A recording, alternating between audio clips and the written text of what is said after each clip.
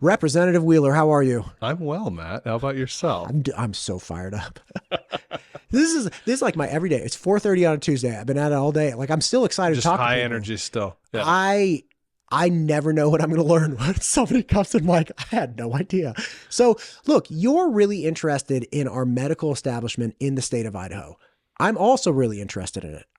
I'm curious about how we resolve the physician to patient ratios. I'm interested in how, I had Brad Turpin, who's the CEO of the Emmett Hospital, come on, months and months back. And I was like, Brad, can't we just pay nurses 150? Like if we made it 150,000, we would just let's up the cost to our patients. Let's fill Idaho with nurses. Cause everybody was like, oh, we can't get nurses. It's like, let's try to get nurses. And the medical establishment, because of reimbursement rates, because of access to things, because of even professions, he made it really clear. He said, look, we had to shut down our labor and delivery for a number of reasons, but one of which is if you're a rural hospital, of which Idaho has many, if you're a rural hospital and you really want to be like a labor and delivery nurse, you don't want to work in a rural hospital. Because you might get to do labor and delivery sometimes, but the rest of the time, do everything you're else. going to be like in the ER, you're going to be like all of these different things. If you really just want to be a labor and delivery nurse, you're going to go to a very populated area where you can be a labor and delivery nurse every day when you go to work. These are some of the problems that we need to get people, solving these. It's not as simple as just pay people more. We have fixed reimbursements. We have all these things. Man, it's a lot. Well, and especially because you don't turn out those professionals overnight either. Right. Even if we find the solution and flip whichever switches we need to flip, those professionals don't arrive here next month, right? They're multiple years away, depending on the level of professional that you're dealing with, right? And so, I'm fortunate to, in my family, have a product of the Idaho medical education establishment, right? My wife went through the family practice residency at Portneuf Medical in Pocatello, Idaho, many more years ago than I will confess here on the mic, right? And I know the value of it, right? I know it from seeing the way she enjoyed that experience and from seeing then the way she was able to move back to our community and serve our community, right? And that's a specific example that is rural family practice, right? Where it's kind of like you just described out in Emmett, right? She did everything, right? And so she came out of that residency fully ready to serve a rural community. We got to have more of that, right? And you've got a lot of intelligent people, many smarter than me, that are working on that problem. But I have, since I got here to the legislature, tried to find ways to just nibble away at the problem, eat that elephant one bite at a time kind of thing, right? So you may not remember, but my first bill that I ever did as a legislator was House Bill 153, and it created a program called the Bridge Year Physician Program. And it was this idea, I had found out that you get med school graduates all over the country that may not match to a residency for a variety of reasons, you know, and sometimes they will end up with an entire year or more where they are out of the industry. I mean, flipping burgers is a time-honored tradition, right? Selling hardware in the Home Depot aisle is a great job. But the fact that we might have med school graduates who end up doing that type of work because they don't have an opportunity while they're in that gap was sort of like, well, can't we solve that problem in Idaho, right? So that my Bridge Your Physician bill did that, and it said, hey, if you end up unmatched for a year, you can come work under a supervising Idaho physician. And frankly, part of the reason that's good is then you'll get a taste of Idaho and we have a better, stronger resume to match in future years. Go out, do your residency, or preferably get matched to a residency in Idaho, right? And then stay in Idaho, right? Find a nice person, find a cool little house, recognize mow your how lawn. good skiing can be, It's right? great here. It's so nice. It's a dry heat. Come on. So what happened with that bill? Was it effective? Passed, yeah. Okay, great. And I mean, it only went into effect this January, obviously. Gotcha. And so I have heard of individuals who are pursuing it, but I haven't seen the story play through all the way yet, right? Sure. But so same kind of thing. I mean, this year, talking to some of my local community colleges and asking them about, hey, what are some of the bottlenecks, right? Because our community colleges, especially when they're working with like the Idaho Launch Program, they do a great job of turning out nurses, connecting kids to PA programs or med techs or Right. assistants, all that kind of stuff, or just springboarding into physician education long term. And they talked about that one of the biggest challenges for them, especially in our rural communities, is preceptors or rotations, right? Where it's hard for them to find enough folks to give a med student or a nursing student or a PA student a rotation for a month. And that's for a variety of reasons. I mean, those professionals are slammed out in our rural communities, right? They're working sun up to sundown and then until the stars come up. And when you take on a rotation, we take on a preceptor obligation, those aren't billable hours. Those aren't productive hours necessarily. And so and to be clear, that's when you're helping a budding physician understand the ropes of the system. When you're having a med student basically experience life in your clinic or in your specialty or whatever it may be. Right. And so, I was able to work together with some other legislators on the Health and Welfare Committee, and we, bounced ideas off of each other. And I've got a bill that I get to present it this Friday, and I'm just really jazzed about it, right? And it's House Bill 242 this time, and it's going to provide continuing education credits to a medical professional who provides a preceptor experience. Oh, great. Incentivization. Yes. That's great. 100%, right? And so you're able to do it without throwing a bunch of money at it, right? Right. You won't fundamentally alter that relationship, because that is a mentor-mentee relationship that comes about, when you're in a preceptor role like that. So I'm excited to see the effects of that one. But again, I just keep having conversations like that. Like, okay, what else is next? Like, what else can we do to ease the pathway into medical education? Where are the other bottlenecks? And I think we're going to continue to find them and continue to find solutions too. What is the barrier to just building an MD school? Because we have ICOM, right? And I'm not throwing shade at that. No, but like DOs are, as a matter of fact, my sweetheart is a DO. They are fantastic professionals. And I love that for you, and I love that for her, and I love that for Idaho. Great. What do we do to, like, even if you want to make another DO school or MD school, whatever, what do we do? Like, what's holding us up as a state from, like, we can only rely on the relationships with other states for so long, right? Like the WWAMI program allows us to have 40 something seats in the University of Washington that are reserved for Idaho people. Fantastic. But like, it would also be great if they don't have to go to the University of Washington. Like, what would be required besides like $500 million to build is that like essentially the price tag? I mean, that is the simple answer, right? Okay. There's a tremendous price tag on it, right? Is it like $400 million? Like if we got Speaker of the House Mike Moyle to just stop doing his tax cuts. Listen, I'm telling you what. That for the record. I'm telling you what. Instead of that money you guys are going to get back, we're going to get you doctors. Yeah. So like that's great. It's going to take a minute, but like in the end you'll be happy. It's an interesting pitch for sure. I mean, one of the things that I think you've seen if you talk to our our medical community, if you talk to our education community around the state, they are starting to build some of the foundational pieces, right? Like part of the reason ICOM is able to be successful is there are already great opportunities for, again, preceptor opportunities all around Treasure Valley, all around the state, right? That those med students can take advantage of. But then also you've got a lot of like our federally qualified health clinics. You've got a lot of the hospitals in a lot of our different communities who are also starting to stand up different residency programs at all different levels of profession, right? I mean, you've got nursing residencies, you've got PA residencies that are starting to stand up, right? So, I mean, as those stand up, then it's sort of like we're going to reach a tipping point where it is easier for us to justify that price tag to say it is time to have an Idaho domiciled med school in addition to ICOM, right? I mean, ICOM's a private school right now, right? And so that has its own sort of like elements, and it'd be interesting to see what the price tag is on that. I mean, that is one of the problems I think that you see the Idaho legislature working through right now, right? They're having a conversation about how do we get more seats at WWAMI and or beyond WWAMI, and how do we use that as a bridge to then get our own Idaho domiciled med school, right? So that is a $10 word, domiciled. I appreciate that. Okay, so but one thing that you keep saying that I just want to be clear on, the reason you're saying, hey, as we have these precepts and these residencies and these other opportunities available, that's when there will be pressure on filling those with an Idaho domiciled medical school.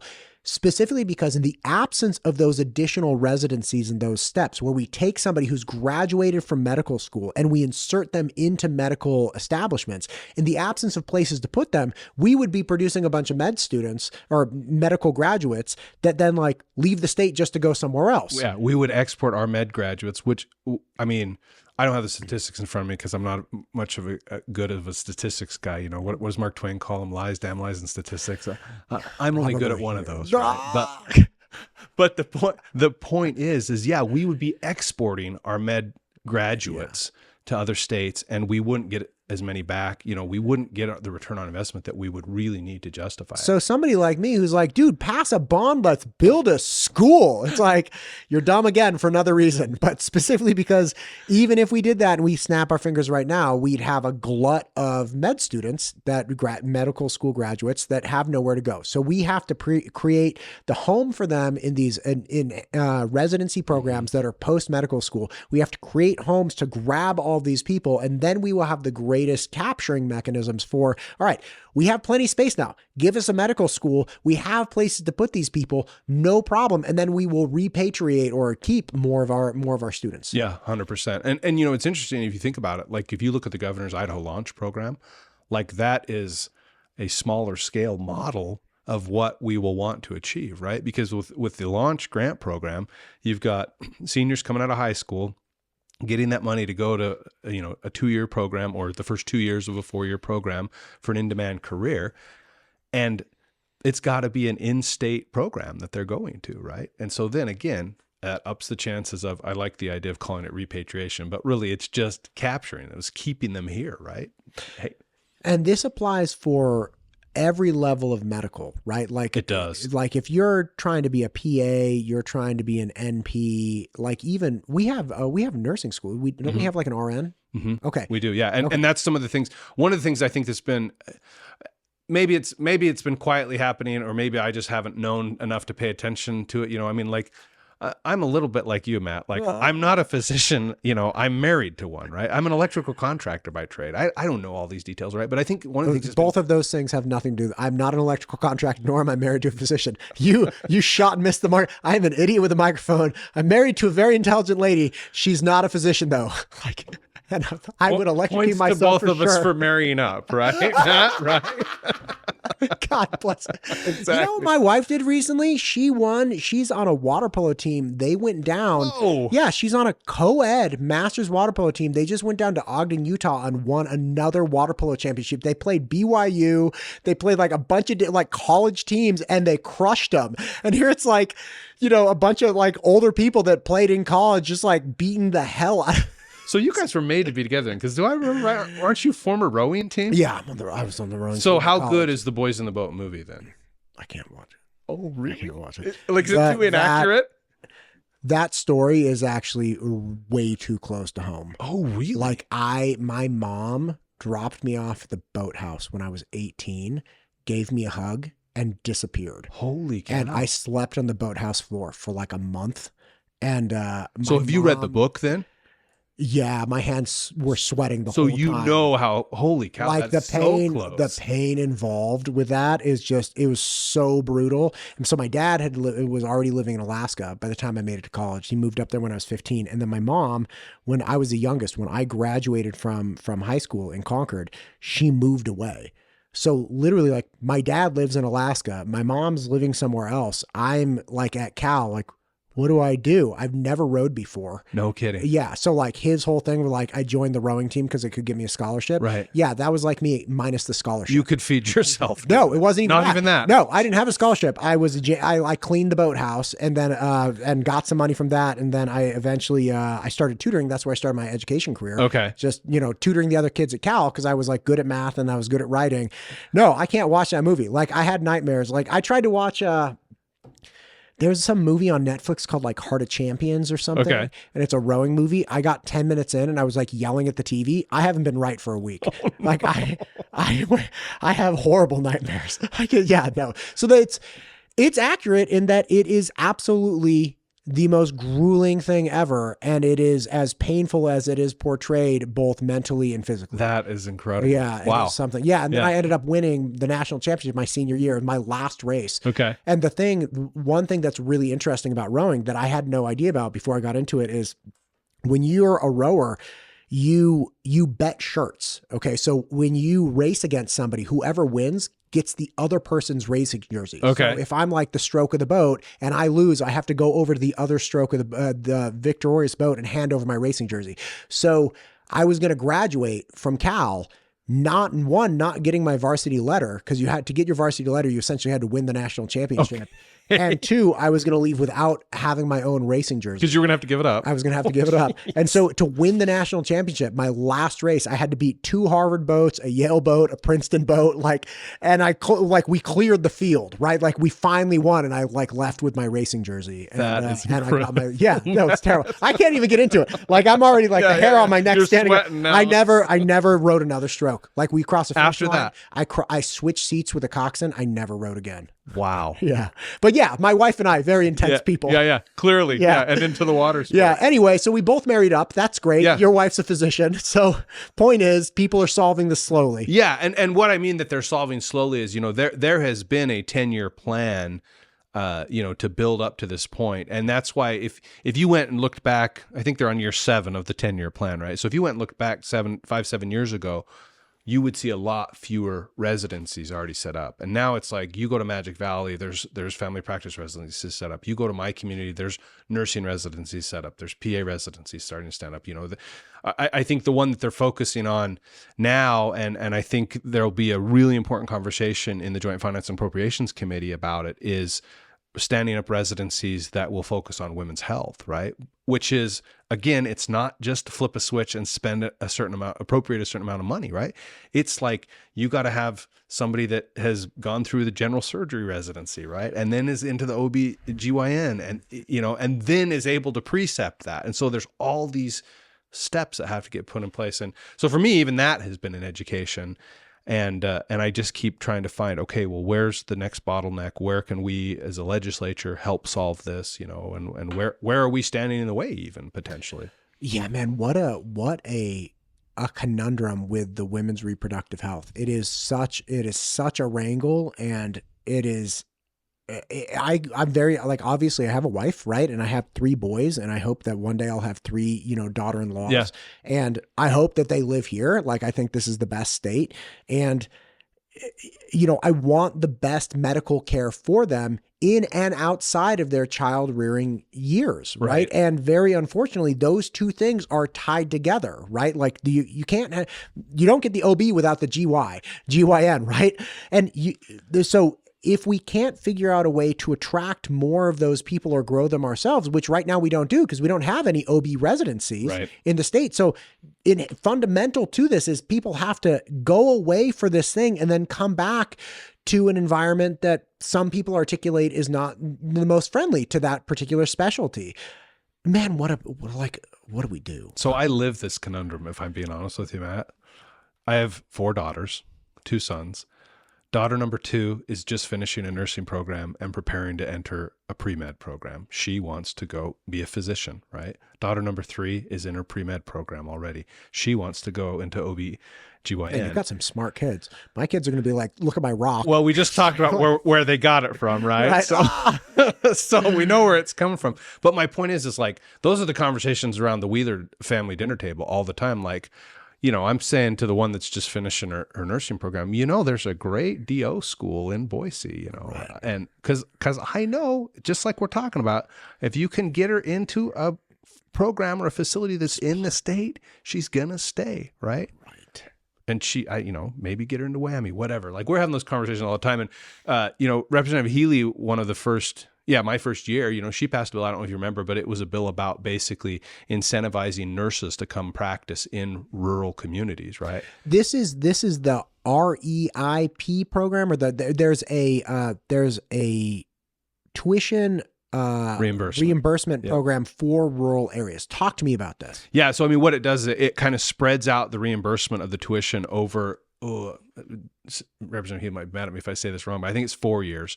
But so it's basically like, okay, you come commit to work in one of our rural communities, which frankly in Idaho, there's lots of them. Right. And we are chock full of rural. Of rural, absolutely. And they are beautiful for a variety of different reasons, right? But it's like you come work in one of those communities, and year one, 25% of your tuition will be reimbursed. Year two, the other 20. And so it basically, sets a hook that brings them there for 4 years. Well, once you practice here for 4 years, I mean, if you need a nice person, you get a little house. I feel like we have a pattern like going the here. Dry heat. Yeah, like that's what we need to do somehow. But we also have to overcome the alternative of the rest of the world. 100%. Right? Yeah. Like we're in a competitive market. Right. So how do we do it? Because we don't pay that much. Like, can't we there's gotta be a way that we could. Is there not a way that we can't figure out, like, to subsidize or improve working conditions? Like, I don't know. Like, how do we do this? If we can't pay more, then we have to produce a better culture, right? That's 100%. I think that's really the answer, Matt. And it's interesting because here I am talking to a guy who's clearly developing a phenomenal communications platform, right?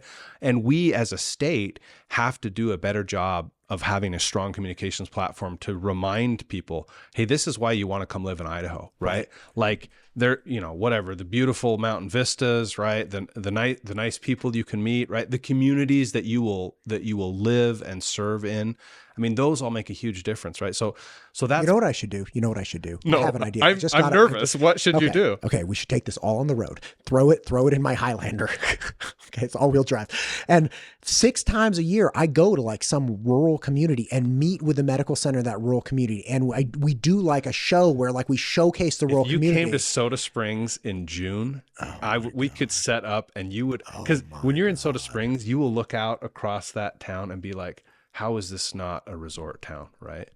Now, I don't want you to come back in December because then you'll understand, That's fine. Listen, we'll selectively shoot. But then what we could do is we could take those episodes and then geo promote them on YouTube and other things around medical schools in the country. So then like somebody who's like, I don't know where their medical school is. Somebody in Arizona is like look on YouTube, just wasting time. They're like, Soda Springs, like that's cool. And it's like the best place for a resident to go in the world. They're like, that's awesome. And we just geofence them all around. And you can drink fizzy water right out of the ground. Great. Yeah. That'd be great. This is a great idea. This is a great idea. Yes. And then we just like have these like awesome interviews with different people. We showcase. We need to showcase where Idaho needs people. 100%, which there are so many places that you could showcase that for sure. Right.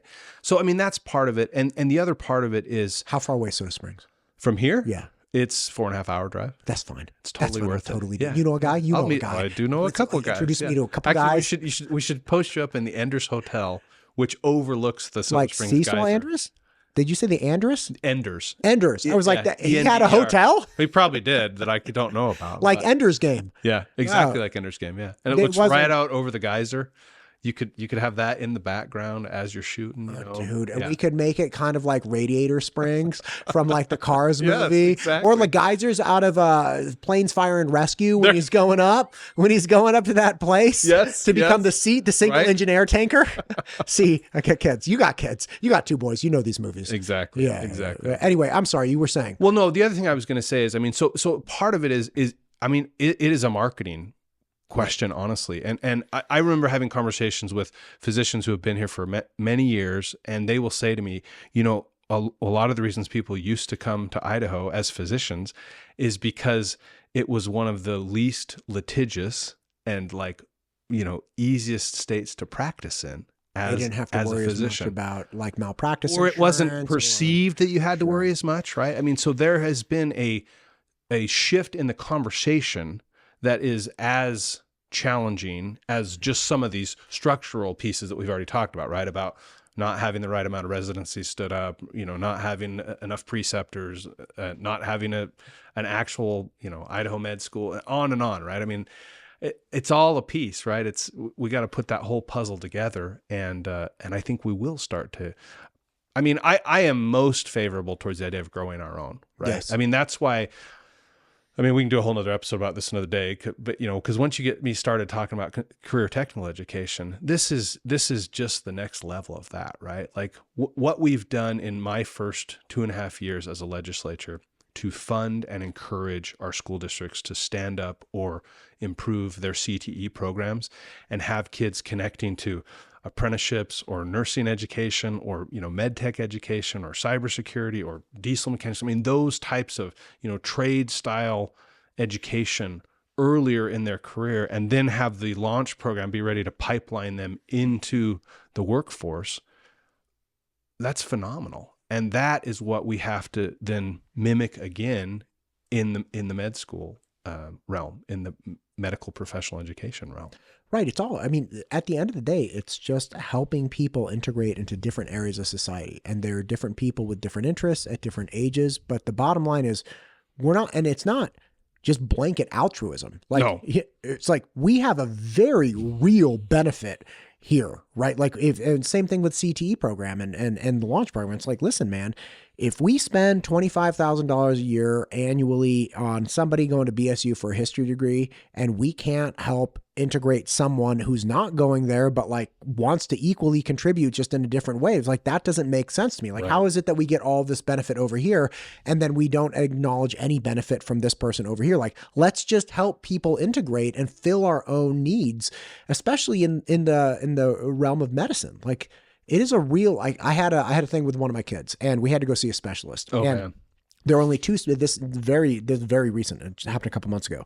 And we had to go see the specialist, and we got a hold of our insurance company and our medical system here. They're like, yeah, we got that specialist. I'm like, oh, okay, awesome. They're like, in 4 months. Oh. Like, how? I'm sorry. What do you mean? Like the follow-up, or can we get the labs done now? They're like, nope, we can't order labs or do anything until you see the specialist. I was like, the 4 month specialist, they're like, in 4 months. And that's after we actually got them on the phone to schedule. Now, again, nobody in this situation was like bad people. It was just, hey, we can't even get somebody to call us. We couldn't even get somebody to call us back for like a week or two. I had to call in some like big gun favors to be like, can somebody call to schedule? And then once the schedule called, that was like the 4 month conversation.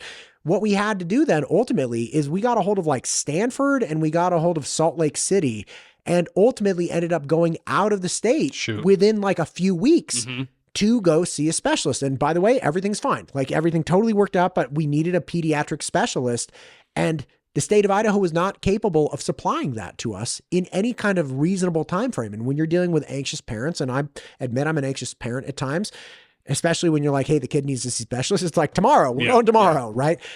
That's one of those things where it's like, that's not great. Like that. And ultimately we were able to get to the 4 month mark. We are now being taken care of by, an Idaho local physician, which we're very happy with. Awesome. The whole bit. But like, we need like 5 more of those people.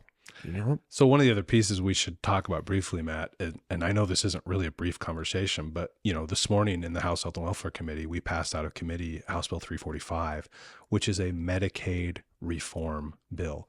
And I know you've had guests on here that talk about quite a few. 138. Right? I will give you as much time to talk about this as you possibly need. Like, help me understand, because it's my understanding that there was a revision, like multiple bills coming through, and finally there was a revision where it's like, we're going to ditch the repeal, we're going to do like, but I don't know the details. Oh, so it okay. just passed out this morning. Talk to me. So about 345, ditches the repeal, right? It's not doing that. It literally is the main thing it does is it says we're going to sunset the value care organization model, right? Which we as a state have been trying for not quite 4 years, right?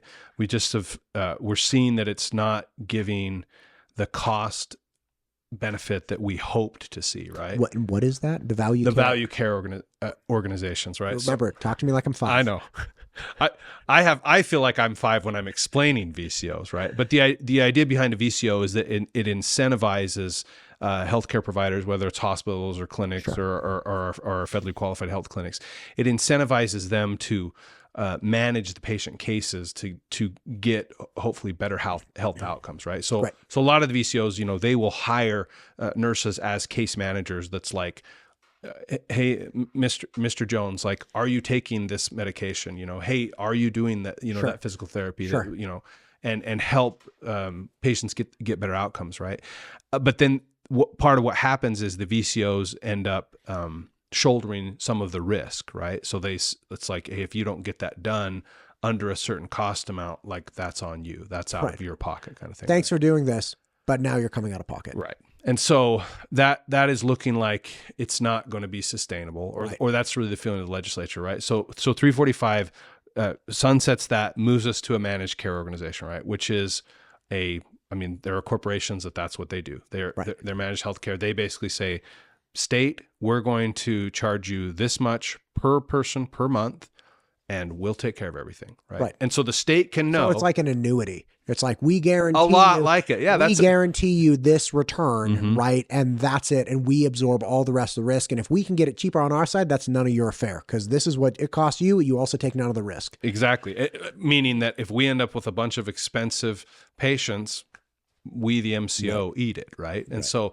there is some appeal, I think, to the legislature of that model, right? There are reasons, and I am not a huge fan of that model. I sat myself for 10 years on a board of trustees for my own self-funded multi-employer healthcare plan, and so I have seen that model because we worked with it, and there are good actors, and it can be done well. So one of the things that 345 does also is it basically maintains legislative oversight and legislative input in that transition to the managed care model, right? So I actually happen to fortunately be on the Medicaid task force that will help shape those contracts, right? And so, and I hope to see that we'll shape them so that they will be Idaho focused. They'll be an Idaho style solution, right? And there's several levers we can pull to get them there. The other thing that 345 does, it does add a work requirement. The one that it adds, I think, is pretty generous, frankly. I mean, it considers work to be like volunteering. Like if you're home with a 6-year-old or younger kid, if you're home with a older child who happens to be disabled, right? It even is counting schooling as work, even online schooling. I'm probably forgetting a couple, right? So that was one that a lot of the testimony focused on and was concerned with. But it's like, it's interesting. You call home, you have conversations with the wife on these kind of things, and even she was like, man, I'm supportive of that approach, right? So it does that. And then it does some things, again, when it sunsets that VCO, it helps keep our federally qualified health clinics whole as we transition to the managed care organization. And I'm forgetting one other part of it. Let's see, managed care.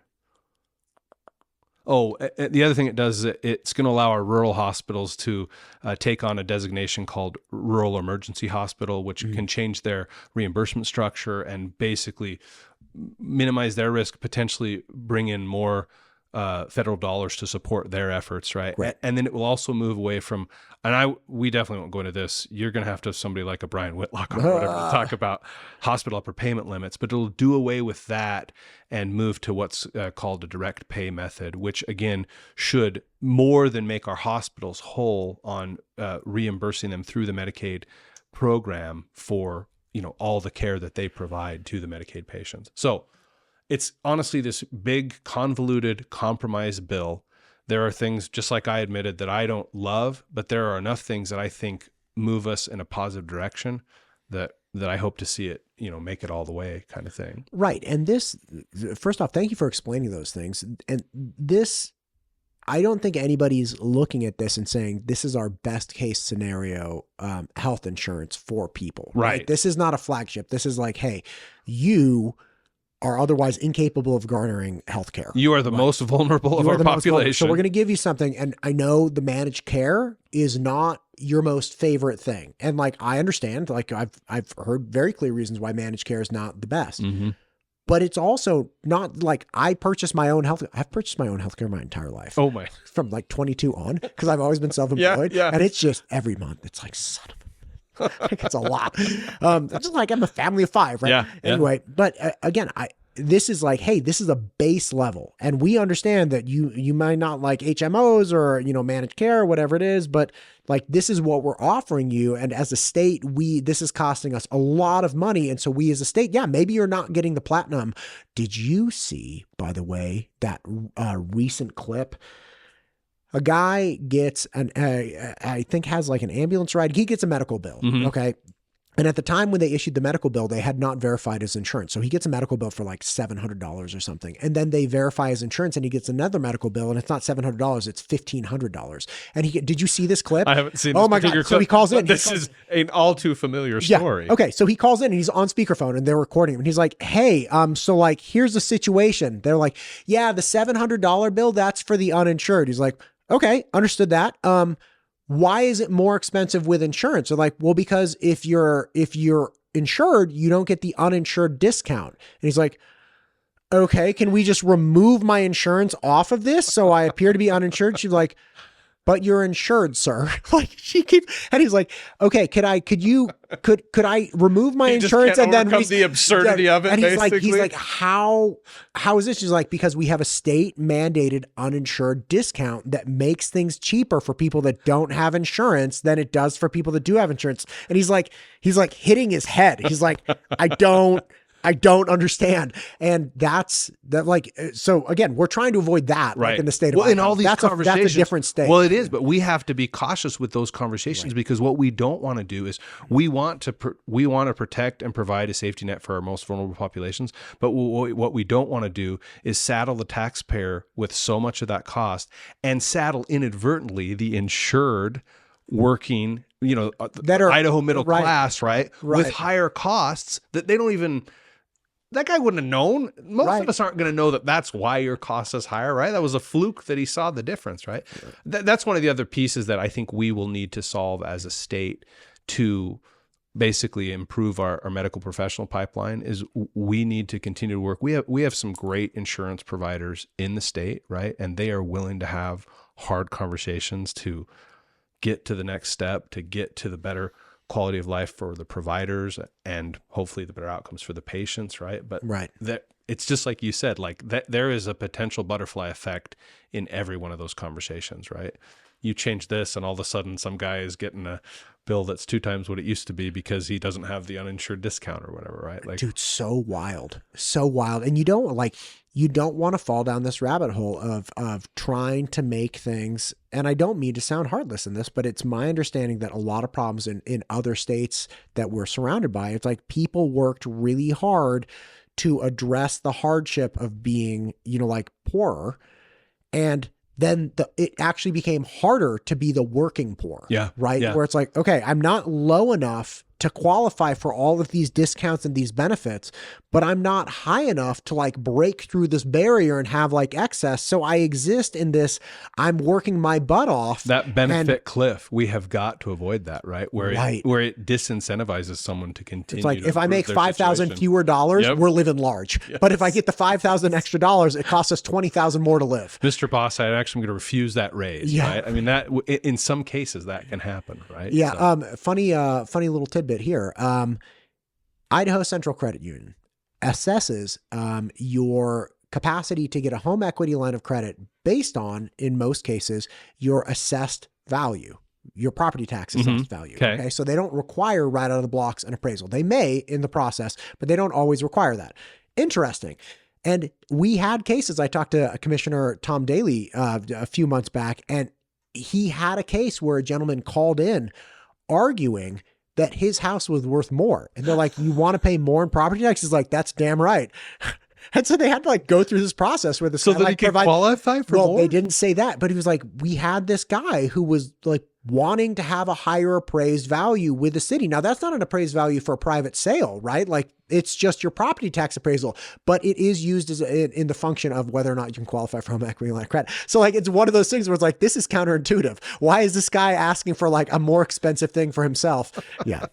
Anyway, just to holler at that. Yeah. Idaho Central Credit Union. Anyway, so bottom line is we have a lot of problems, but we are chipping away at them slowly. There's a multifaceted issue, and it is not a flip the light switch issue. It's a, hey, this is going to take years and years, but we are moving in the right direction. So potentially, when my boys are older or your sons and daughters are older, it's like, hey, we have a better medical system. And by the way, everyone's facing shortages of medical across the nation, 100%. Like we all have shortages of nurses. Yeah. But what we're trying to do is figure out how we can resolve that in an Idaho solution way. Yeah, where we can be the most competitive destination for some of these people, like 100%. That's awesome. Representative Wheeler, I've had you in here. Like this conversation's gone longer than I was anticipating. This is so great. Will you please come back? Let's continue the conversation going about medical, about other things that you're working on. I mean, obviously, this is fixing Idaho or revising Idaho is a very, very involved process. And even just watching the Medicaid reform bills go through, it's like, right. What are we actually going to land on? Like you had the initial volley of like, get rid of everything. Right. You're like, oh my God. And then you had the like, hey, you got to jump through these 11 impossible hoops, or at least some people felt they were impossible. It was like, oh my gosh, is this going to happen? And now it's like, oh, this seems reasonable. You know, one of the things I say to people all the time is I wish that everybody had an opportunity to serve in the legislature, even if it were only for 1 month, because to see the process play out, I remember even my first month here, I was like, number one, this system is incredible because it knocks the bumps and bruises off of ideas as they come through, right? It stops bad ideas more often than it doesn't, right? It makes people engage in a way that no other process does, right? And it just, you know, it allows you to interact with people that you wouldn't interact in any other way. And there's so much to learn. I mean, kind of a lot like you're doing. Like you're having so many great conversations with so many different people, right? Like your ideas just got to be swimming with different things that you learn every day. And that's how I feel in the legislature, right? There's so many different people with different experiences, professions, you know, just stories. And man, it is worth every minute you man, can spend. what an adventure. What a damn adventure. Like it is the craziest thing I've ever done. It is like a journey like I would never end. Just today, I did like a 2-hour episode on the measles. Okay. Measles inoculation. Yeah. Then I went straight to who is my noon. Then I had okay, so I had Dr. Burchin, then I had Rob Shoplock, who's firefighters. The firefighters, right. Then I had Audra Talley, who's on the board of Homeschool Idaho. Yeah. She's awesome. And then I had David Claiborne, who's an employment attorney working in like the ag community, talking about the different ag and immigration enforcement bills going through the state of Idaho compared to the other states like Arizona and Texas who have passed them and they either got like knocked down in court or they're hung up in court. And then it is so like, it is the craziest experience ever. It's like, how do you hold all of that and then just like, you know, keep going along? Like, this is great. But I agree with you. It is one of those things that is so incredible to see happen. The other thing that I realized is like people run bills for like 10 different reasons. Only one of which is to actually get the bill passed. Oh yeah. I'm still learning that, man. Seriously. Like now that I know, it's like, if you and I go out to we're younger men and we're unencumbered by family and girlfriend and we're like, we need to go out to a bar and like find some chick to talk to, we have to take an ugly friend because then we're going to look like the better alternative. And people do that. I'm going to start calling them wingman bills from now on. So. Dude, it's literally a wingman bill. It's a wingman bill. They literally throw out something that's so ugly and people are like, dude, that is terrible. And they're like, but here's a beautiful alternative. Can I buy you a drink? And the alternative is like a 5, you know, it's not even a good looking. Not even a 5. But listen, I'm trying to present it as the best option. And then like you have I won't even go into, but like when I finally realized this, like last week, I was like, oh my God. Yeah. And this is why in the first 2 weeks of the session, things start fast and furious because they start firing out all these some are just conversation things. Starters, right? Conversation starters. Some are like throwbacks to political action committees and other people. Like they're like, hey, I'm a think tank. Like I did all this. Can you just run this bill? It's like that'll never pass. It's like I know, but you got to run it so that I look better for my donors. It's like all right, I'll run it. No chance of it happening. Like all of these different things. Like I want to do, and in the years to come, if I'm lucky enough to continue doing this, I want to run a show leading into the legislative session being like, now listen, you're going to see some crazy stuff in the next 20 categorize days. What's coming. Yeah, right. Like you're going to see, exactly. Like here's you're your going to see wingman people doing all of these different things and just don't worry until like it passes either the House or the Senate. And then if you're really worried about it, then be concerned, or if it passes like out of committee. But most of these bills come to like, I didn't know there was a thing called a personal bill. Right. That, has no chance, like categorically, it doesn't even have a chance of building the rules. It can't. It's built, it just goes into a drawer and people will put these out and they can put whatever they want in them. And then they're just doing that to articulate to their constituents, they're trying. And it's like, but you don't even have a chance of passing. Right. It's like, but I tried. It's like, God, man, what a trip. Anyway, what a world. Representative Wheeler, thank you you for coming in today. This has been such a pleasure. Like icing on top of the cake. It's fantastic. Thanks for having me, Matt. Come back. Let's do this again. Let's keep the conversation going. Sounds great.